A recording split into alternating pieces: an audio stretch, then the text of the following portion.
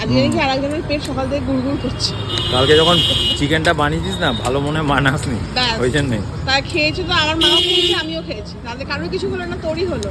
ভালো লাগে। ভগবান, ও ডাবে কি হলো বলো তো, ডাবটাকে কেটেছে, পুরো জলটা ছিটকে এসে আমার মাথায় পড়লো।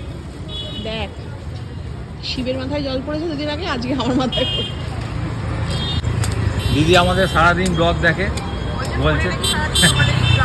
তোমার নামটা বলে দাও। সৌমিতা। সৌমিতা এখানেই থাকেন তো? হ্যাঁ, বিবিঘাটে। বিবিঘাটে, ও আচ্ছা, এটা আমার পাড়া বিবিঘাট।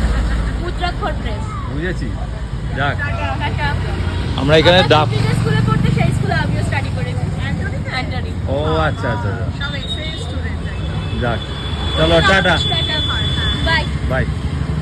আর আমরা এখন ডাব খেতে দাঁড়িয়েছি। হ্যাঁ, কাটো কাটো কাটো কাটো, ওই দিকটা যাও না, একটু যাও, সবাই দেখাতে পাচ্ছি না।